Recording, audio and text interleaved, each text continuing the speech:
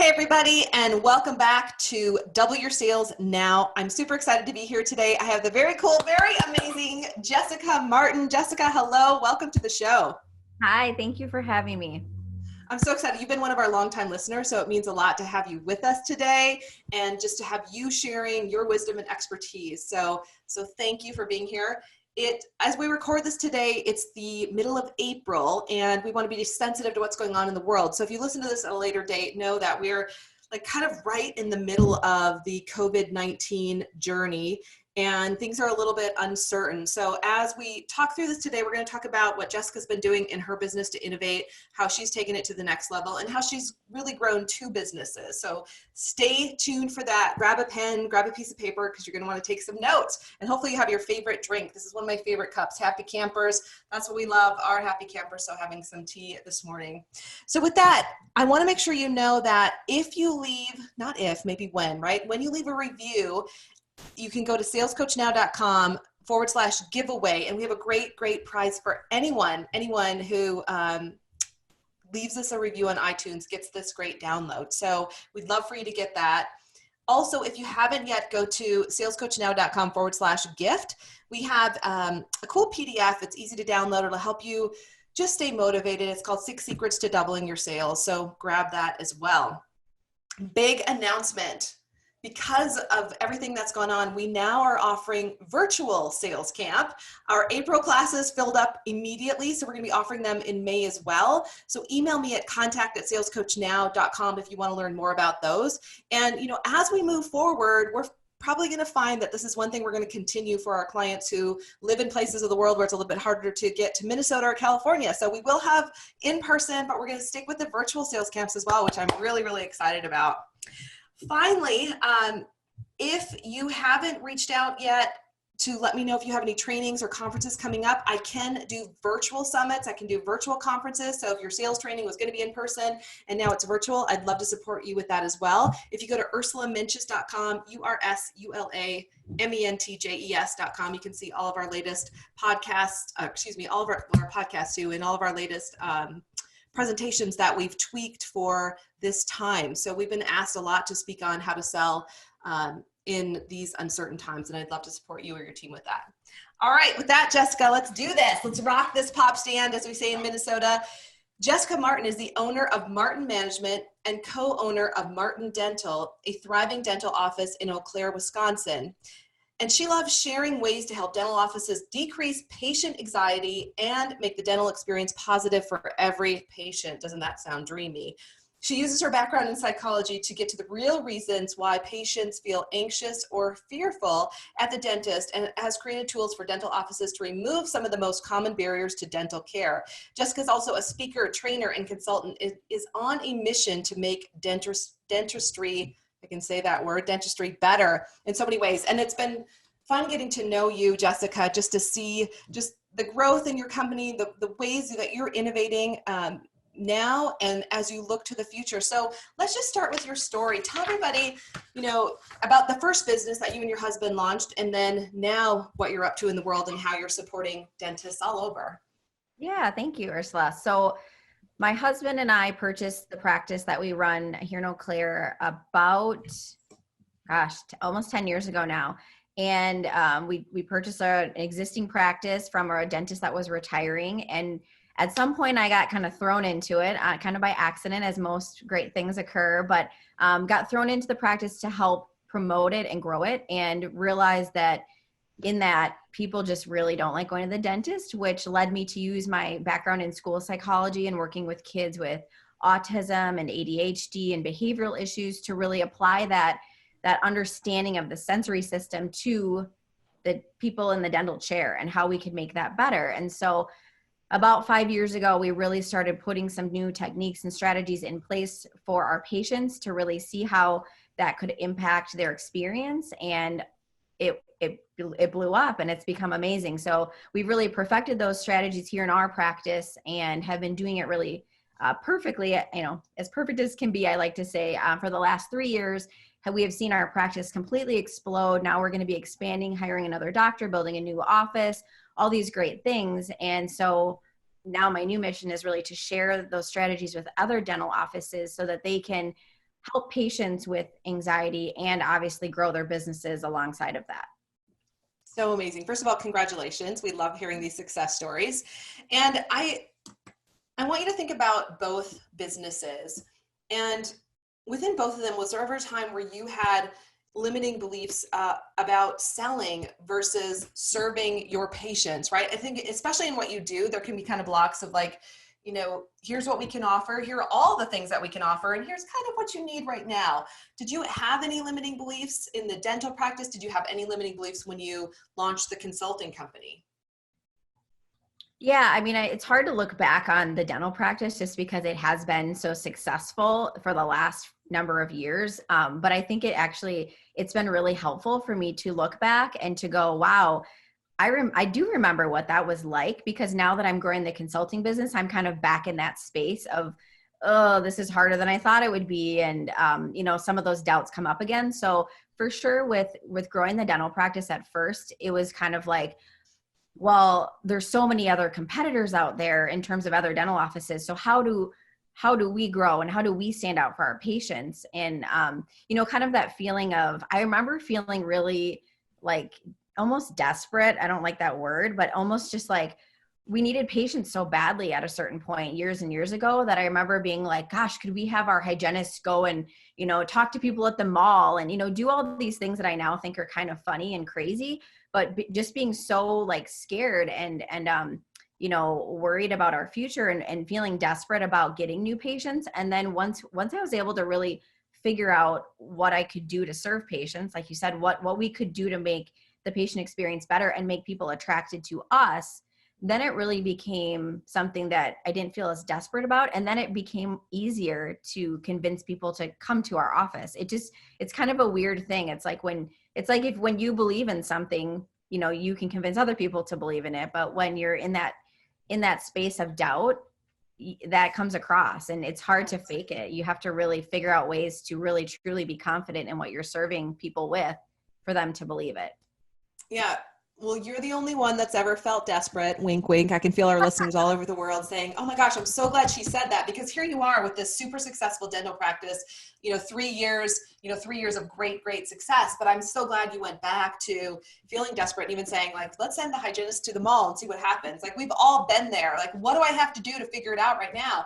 And even in, I think, these kind of uncertain times and these different times, I can imagine that a lot of people are feeling desperate. Like, what do I need to do right now? Is there something that I should be doing, that I should be saying? So here's what I'm curious about. So track back from where, there was that kind of desperation, we'll do anything. And then something clicked, like things started to work, right? People started to show up and you started to do these cool spa things in the office. And so was there a moment when things shifted and, all of a sudden it didn't feel so desperate anymore? Like what was that path like? And then what did you believe after you made that shift? Yeah, I mean, definitely. It's hard to pinpoint exactly when that shift happened. It wasn't overnight, like most things. Right. I feel like all of a sudden I started realizing it was working. And I think for me, it was a lot about networking and talking with people and building connections with people that then turned into them becoming patients, and then seeing that play out and getting that feedback that this is really great and really valuable and what you're doing is important.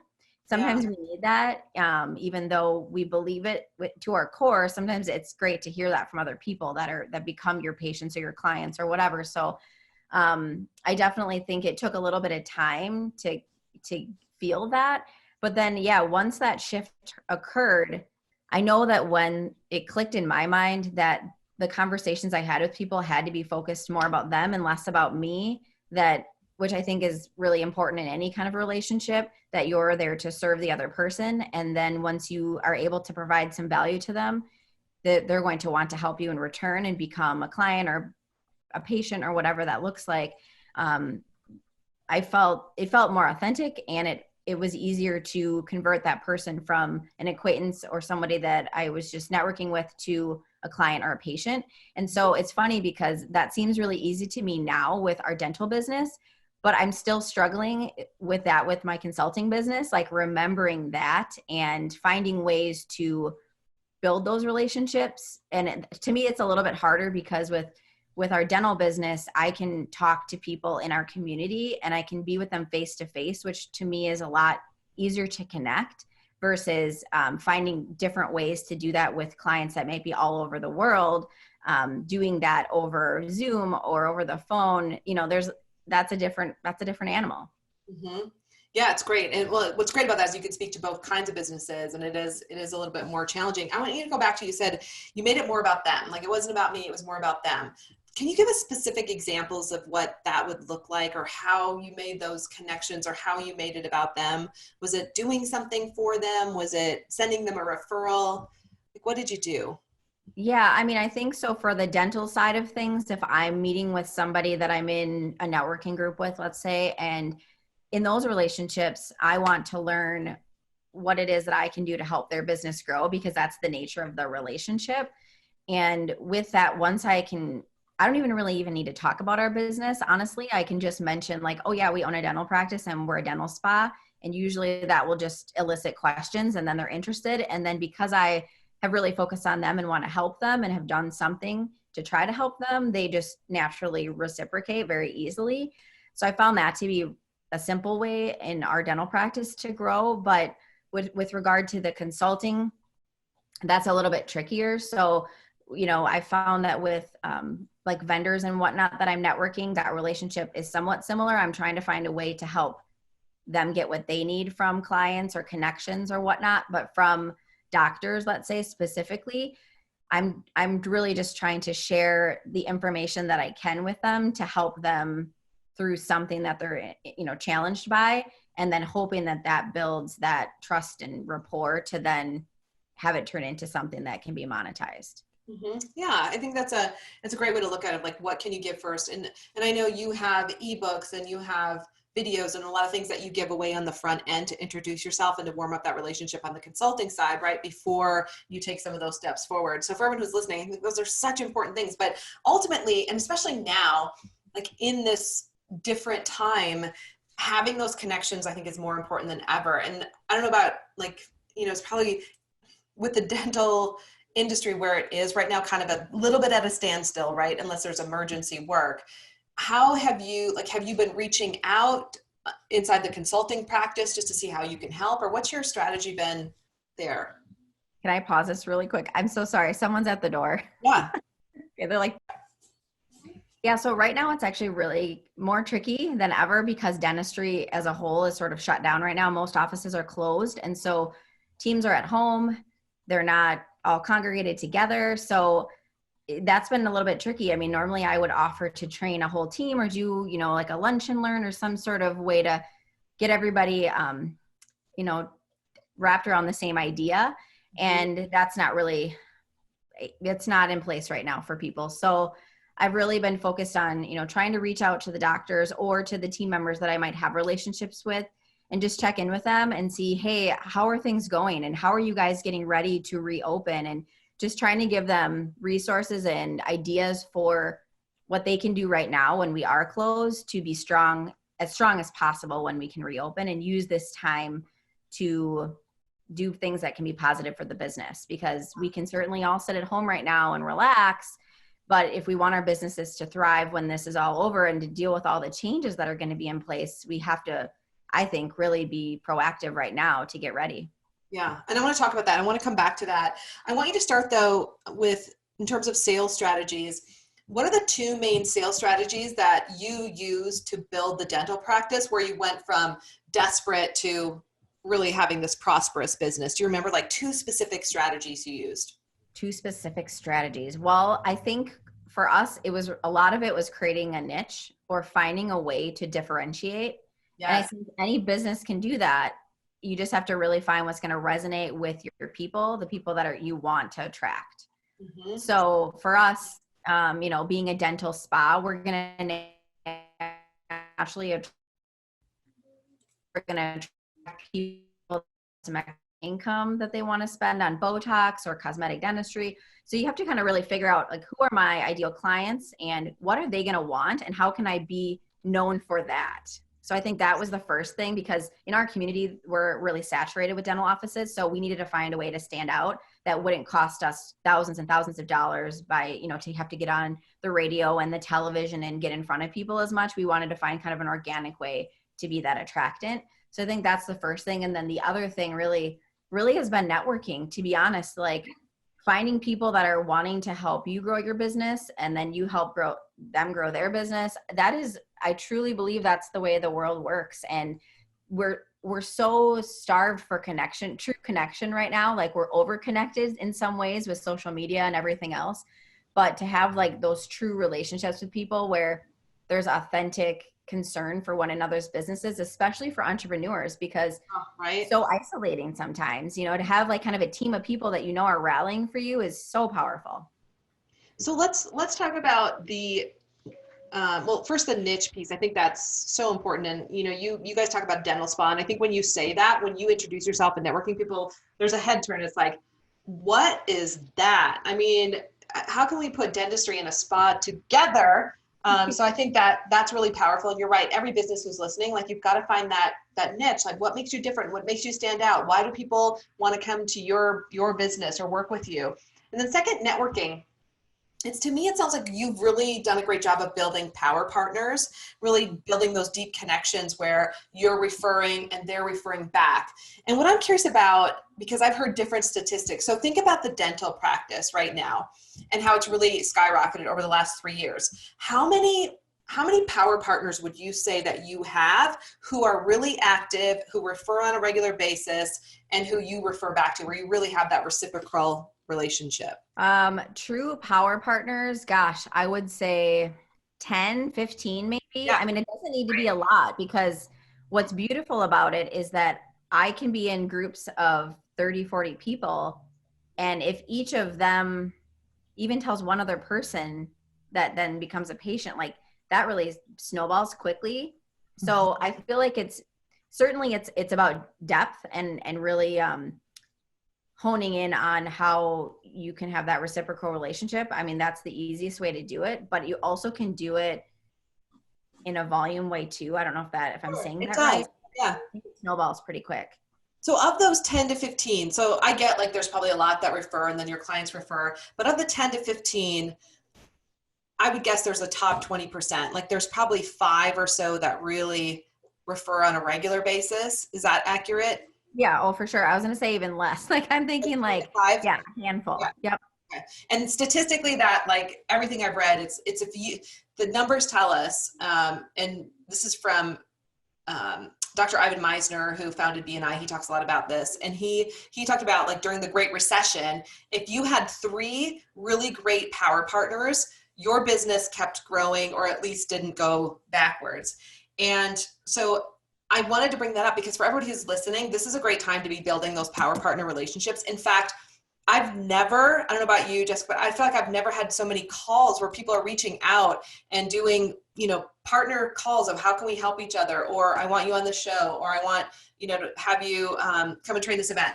So it just seems like this is the time to be building them. And I remember during the Great Recession, especially in California, the power partners that I built then are still my strongest power partners today, because there was something about the time and the stress that we were all in at the time and the need to rely on each other that built a really deep relationship. Mm-hmm. So the relationships that you build now in this kind of interesting time, I guarantee you they're going to be there for years to come, because you're going to help you're going to get through this together.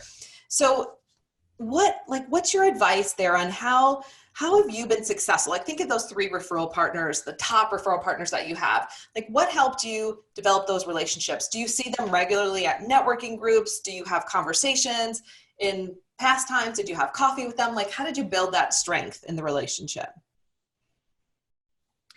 Yeah, I mean, for sure the networking groups and the meetings that are just part of being in those groups is a great way to just stay on top of each other's minds, because it's just built in connection.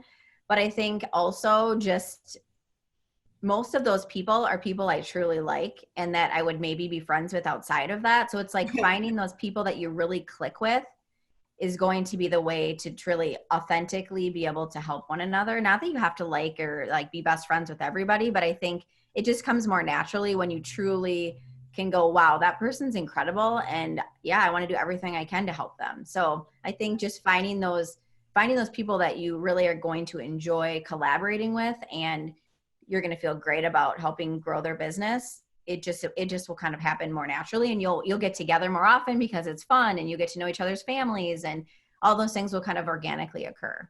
I think that's a great point. And I think when the people that we like tend to be like us in that they're shared values, and then they typically attract some of the same people that we would attract. So it kind of becomes this great circle. So for everyone who's listening, I want to challenge you right now to write down 2 or 3 names of potential power partners, of people that could really help you in your business, where you could be referring clients, customers back and forth right now, especially during this time. Like they have clients for you, you have clients for them, and people do still have money. They're spending it. Although a lot of people, I mean, I'm sensitive to the fact that a lot of people have been very impacted. There are people that, that are still investing in their businesses and still moving forward. And I know, Jessica, you're going to talk about that before we wrap up today, but reach out. And I don't think it's more important than ever to really reach out and ask for help. And I've had people on our show from SCORE and Inland Empire Women's Business Center, which is in California. There's lots of great organizations through the SBA that have free resources available right now. And of course, there's loans and all kinds of things. But I just, like, for some of you, I just have the sense that it's really important for you to reach out and ask for help right now. If there's anything we can do, our email is contact@salescoachnow.com. I just want to put that in there to make sure you're getting the help and the support that you need. So Jessica, we know that you're an expert in decreasing anxiety in dental patients and also supporting their teams with their growth. I'd love it if you would share 2 to 3 strategies that you teach your clients and tell us a little bit about what you do in the business. Yeah, so I think one of the main things is really helping teams to find ways to spot dental anxiety, because unfortunately, not everybody's great at reading people. I mean, for some of us, it comes really natural. And actually, when I teach it, I had to really dig deep, because I can look at someone and just tell they're anxious, and I don't even really know how I know. I can just tell, right? So I had to really step back and go, what is it about what they're showing me is showing me that they're anxious? So really breaking that down and teaching teams the nonverbal language that's going to be there, and then giving them strategies like, hey, they might disclose over the phone on that initial phone call that they're anxious, but then actually present in the chair really well because they've been able to pull it together. So making sure that the team is cohesive in all of those interactions to really make sure they're identifying it properly, because people are really good at hiding it, and we can really help them through that. They don't need to hide it, So I think that's the main thing, is teaching them how to spot it and strategies for spotting it. And then obviously there's a lot of different things they can do once they know that the person might be anxious. And some little things are, comfort things like offering a blanket, or, having a neck wrap that's warm, that's going to provide a little bit of weight, but also the heat will help them to feel a little more calm. So there's a lot of little things that once we understand that the person might be feeling anxious, we can put in place that is really going to cater the experience directly to that person, because everyone's going to be a little bit different. Someone might come in and they are cold, and a blanket's going to be a great way to help them feel more comfortable. But then other people are going to come in sweating bullets, and a blanket's not going to help, right? So we have to really kind of have a bunch of tools in the toolbox to help them through what they're experiencing. Oh, that's great. And so tell us a little bit too, just kind of high level. So when someone walks into your dental practice, how does it feel like a spa? Is there music? Does it smell good? What are all the senses that engage when we walk in? Yeah, I really try to help teach teams how to really cater to all the senses, because everyone's a little bit different in terms of what senses are most heightened. So some people are really sensitive to smell. And so if you're addressing all the other senses, but you're not addressing that one, and that's what's heightened for them, then you're not going to get there with them. They're not going to feel what you're trying to do. So for sure, hitting all those senses is important. But yeah, I mean, you walk in, you shouldn't smell a wall of dentistry. Ugh, that's nasty. When dental professionals, they don't even smell it anymore because they're so used to it. but the regular person is not, and it's not a good smell. So diffusing oils for sure makes that experience much better. The colors, I mean, I'm at our dental office right now.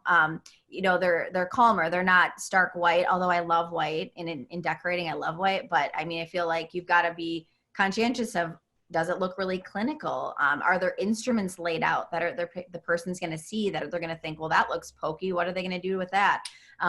So really the look of the office, it being clutter free, having some really nice spa elements in the waiting room. Like, you know, in our waiting room, we've got like a little thing of wooden toothbrushes, even though we don't recommend those, they just look cute and they look spa like, you know, fruit infused water, a diffuser running, just a calm atmosphere. It doesn't need to actually be a spa, doesn't need to, you know, have a whole office makeover, but there are really little things you can do to give that feel of relaxation and comfort. Yeah. Well, I think those are great tips for everybody who's listening, who has a physical office and or is in a home office right now, and just what they can do. You can diffuse the oils in your office. You can, you know, put little things out. You can have your own water with fruit in it. There's so many little things just to add those touches, just so that we can all reduce anxiety right now. Because of the times we're in, and before we wrap up, I did want to address that. I mean, you know, you and I both have backgrounds in psychology, and we know that this can be a very isolating time for some people, really for all of us. Some of us have more tools. And I wanted to give you a moment to just talk about any advice you have for people who are out there. I know this isn't your complete expertise, but I feel like with your knowledge and your background and, you know, what you do for your patients, like, what would you recommend to reduce anxiety right now in this situation?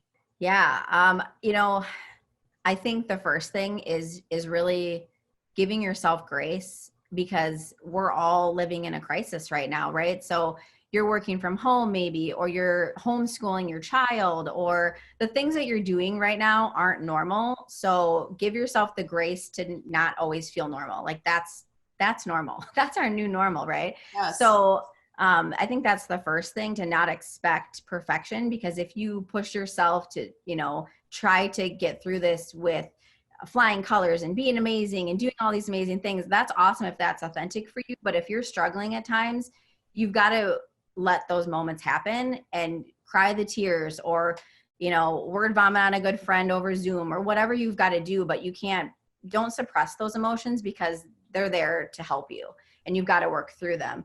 I think the other things would be, as much as you can, try to come up with a routine for yourself, like a new normal routine, whether that, you know, involves getting some exercise in, obviously is great, getting outside, getting some fresh air, just like know what feels good to you, know the things that you help you through any time that you're struggling with, whether it's listening to music or taking a bath or going for a walk or talking with a friend. I mean, when you're feeling good, I guess I would recommend like writing down a list of things that help you through hard times.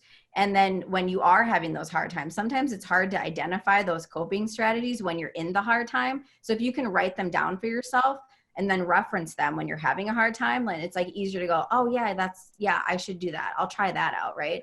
Kind of getting yourself prepared, because there are going to be highs and lows for all of us, no matter how emotionally sound we are right now. We're in unprecedented times. So we've got to find new ways to work through those feelings.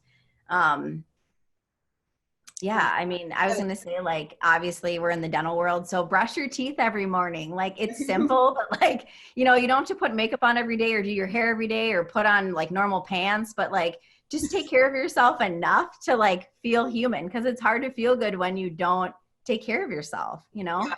Such a good reminder. And you do feel better when you do those things, even the little things like brushing and flossing and getting back into a routine. And I think I love what you said at the forefront of this, which was to give yourself grace, because I don't, like, all the A types I'm sure can relate to the fact that you had this big list of things you were like, oh, I'm going to have all this time to do all this stuff, to get all this stuff done. And then like you were going to spring clean and do all this stuff. And then you found out that, you know, nobody's taking stuff right now. You can't take anything anywhere. You're not spring cleaning, like, and always, you know, and then it's kind of like, is that what's most important right now? Probably not. Let it go. And, you know, find find joy in those little things. But I think it's so normal to be on a roller coaster ride. You know, for anyone who's listening, like you said, if you are thinking I'm not feeling normal, there is no normal feeling right now. Everything you're feeling is normal, because I was listening to somebody else talk about this, that our brain is so used to patterns, right? And right now, there is no clear pattern forward because of the uncertainty. And all of our brains are going, okay, what's next? What's next? What do I figure out? And there's never been more of a time when we just have to be in a space of surrender and knowing that it's okay to not know. And in some ways, that's also kind of freeing. Like, for everyone who's listening, just to give yourself a moment of grace, as Jessica said, and just surrender to letting go of all of that and just trying to be in the now. Be with your cup of tea. Be with the person that's in front of you. Be with your child. Like, one of the things that I noticed with Luca is I'm doing a much better job of actually looking him in the eyes and stopping. Not all the time, but I've just had this awareness that I don't always stop and like look him in the eyes and really listen, although he points it out to me quite regularly. So it's one thing I'm practicing, which brings me more into the now. So maybe there's one thing that you can do, that you can focus on to give your brain something to do right now that's more productive than worry, because worry, we know, is not productive. Well, I think the other thing that I hope will come from this for people is really to start to go more inward and to trust ourselves. So even last week, I had a day where I just didn't feel like doing anything. And I'm pretty type A. I've got all the to-do lists for all the, things to do with the kids, right? Like fun things to do with the kids, things I want to accomplish, things. I mean, it's like, I love those things. And normally I'm very productive and I feel best when I'm productive. But I had a day last week where I just felt like doing nothing. And so I just did nothing. And I kind of felt weird about it because it's not my normal, but I did it. I listened to myself and what I felt like I needed. And the next day I got out of bed and I did like 100 things within like the first 2 hours. And I remember thinking, if I had listened to myself yesterday and tried to force myself to do all these things that I wasn't feeling capable of doing, I wouldn't have done them well. And I wouldn't have gotten through as many. So I actually got more done by just listening to myself and taking that time to do nothing when I needed it. Yeah, such a great reminder. I know there have been times when I've been staring at a PowerPoint and realizing I've been staring at it for way too long. And I realized I'm just not going to get it done now. It's just not going to happen. And I have to let that go and move on. And you're right. And then you come back and you're much more productive. So thank you for sharing that. Because I think it's a very strange time. And I have the personal belief that we're going to come out of this stronger than ever. I believe that we're going to come out of this innovating thing. Like, I'm doing things in my business that I put off for so long. I haven't done them quickly, but I'm doing them and I'm so grateful. Like virtual sales camp, wanted to test that for years. Did I do it? No. Are we doing it now? Yeah. And so for a lot of us too, like, let's set the intention that we can come out of this not only stronger, but setting up some things that we've wanted to set up for a long time. And this is our time to kind of challenge ourselves and try to, put one thing in place that maybe we've wanted to do for a while. And you have time to do it. And it doesn't have to be a rush. You don't have to get it all done in one day, but maybe that would be something to also give your brain to do. Like, I think the brain's looking for stuff to do right now. So Jessica, before we wrap up a couple things, what are you guys doing in the dentist office to innovate? Like, we're like, a lot of us, we think it's going to be the same. And the truth is there's going to be a new normal. And as I just had someone on, Patty Cotton, she talked about the next normal, like it's going to be a rollout of normals. But can you share with us, like, even though it might've been uncomfortable, what are some of the things that you guys are going to do to innovate? So on the other side, like as we open up again, the dental practice is on the forefront of what you need to do. Yes. So we have put in place virtual consults, which we didn't offer before, and now we do. And I think that's going to be a great value add for our patients and going to help us attract more cosmetic cases and things like that. So that's been awesome. We are working on doing some medical billing training. So typically, especially small offices aren't doing as much medical billing. We're focused on dental billing because medical billing is like a whole nother language that most small offices just don't have the capacity to handle. But there are companies you can hire. You just need to change how you're doing things. And so we're working on that. So that's going to be a great another way to add value to our patients once we're back. And then all the infection control stuff. I mean, dentistry was always, doing a great job of keeping our patients and our team safe with regard to HIV and Hep B and all the things that were always out there. But now with COVID, we've got to rethink what that looks like. So we're looking at handling the aerosol, the droplets that we're putting into the air from people's mouths, how we're handling that, and how we're keeping patients safe that are going to go into that treatment room right after that other patient was in there, not knowing if they're positive or not. So really some new ways to address infection control. And we're lucky in our situation to have private treatment rooms. Not every dental office does. And so I think a lot of practices are going to be investing a lot of money into trying to contain each individual chair within their office if they don't have private treatment rooms. But I know for our new office that we're in the process of developing right now, we're actually going to have like a clinical section of the office that's going to be doored off so that we can ventilate totally different in that section of the building than like reception and the rest of the building. And it's going to be more like a hospital in terms of how that works from an HVAC standpoint. And that's maybe too much detail, but I think we're at a time where there are going to be major changes that are going to need to occur to keep people safe. And so we're utilizing this time to get ready for all of those things. And, in every business we can be doing that, right? Because we're going to need to address different challenges for everybody going forward as service providers. Yeah. Well, especially for what you guys do and how close you are and you're in people's mouths and it sounds like you're going to be at the forefront of that. I can imagine that some of the consulting you're going to be doing could be in that area as well, just how to prepare for that. So awesome. So 2 questions. In the dental practice, what areas do you serve?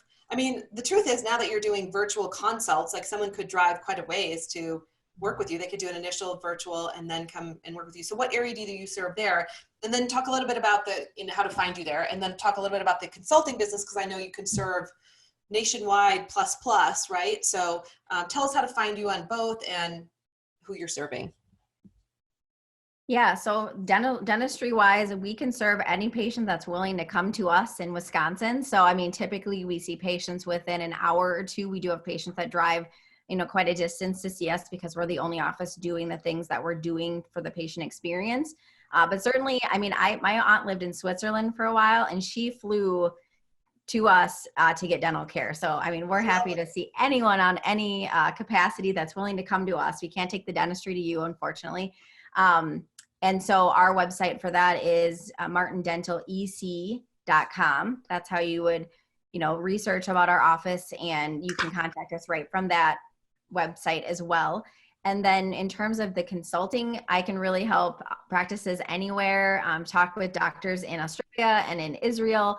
So obviously there's some time difference stuff that we need to work out to be able to collaborate, but it certainly can happen via Zoom or over the phone. And then obviously I can travel to dental practices as well, which I really love doing that, because being on site, you can glean so much more than, working with an office virtually, but either way, it works great. And so my website for consulting is martinmanagementllc.com. Excellent. And for someone who wants to email you directly, what's the best way to do that? Yes, it's jessica@martinmanagementllc.com. And did you have a download or a free gift for everyone or anyone who would like to get it? Yes. If you go to martinmanagementllc.com, the website for my consulting business, there is a free ebook that talks about addressing dental anxiety. So, okay. Now, Ursula, I did want to mention to your listeners that it is so powerful to identify that one great goal. I was in a conference with you years ago, and I remember writing down a certain goal for our practice that at the time seemed really, really like a stretch. And I brought it home to my husband, who's more the numbers guy. And I said, this is the goal. This is what we need to hit for all these other things to happen and fall in place. And he kind of laughed at me and said, Jess, that's like, that would be really stretching. I don't know how we'd get there.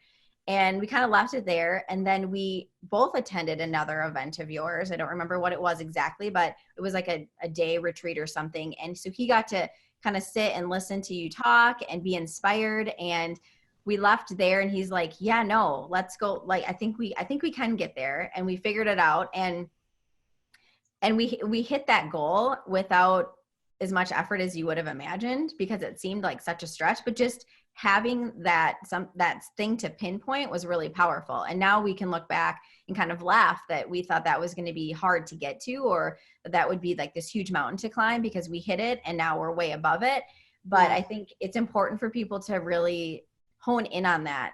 And I know that's like the whole premise of your book and the things that you're doing for live events and stuff. But I really do think it's important because once you put it out into the universe, it does just happen easier for whatever reason. Yeah. Well, thank you. And for you guys, that was a 7-figure goal, wasn't it? Yes. Yeah. And then you kind of blew through it and you kept going. And I think that, I mean, part of it too, I think for you both is you're willing to be in it. You're willing to, challenge your beliefs about what wasn't possible and to keep doing the work. And then you've taken that same viewpoint and that same belief and that same, I think, work ethic and focus into your consulting practice. But underneath that, the reminder for everyone is that it doesn't have to be hard, that once you get clarity, the next steps show up and then you have to be willing to take them even if they're uncomfortable. So that's awesome. I'm so glad you shared that. Yeah, no, I really do think that the most challenging limiting belief that I've had through this whole process, and especially that's come up with my consulting business, is that especially when you're developing something that is brand new, that you feel like, you don't really have a clear path to know what's going to work and what isn't, and success isn't coming quickly or easy. The limiting belief that you have to get through is that this idea is good and it's still valuable, even though you're not getting that feedback necessarily right away from other people that are wanting to work with you. And really, I think that comes back down to just a belief in yourself and that what you're doing is important and powerful. But I think when you can get past those things, then you can hit those goals, because if you can think of it, the universe is ready to give it to you. You just have to be open to how that's going to look and willing to do the work to get there, like you said. That's awesome. Thank you so much for sharing that. Thank you so much for checking out this video. Subscribe and ring the bell if you haven't yet. And if you want to check out more videos, tap the screen right here.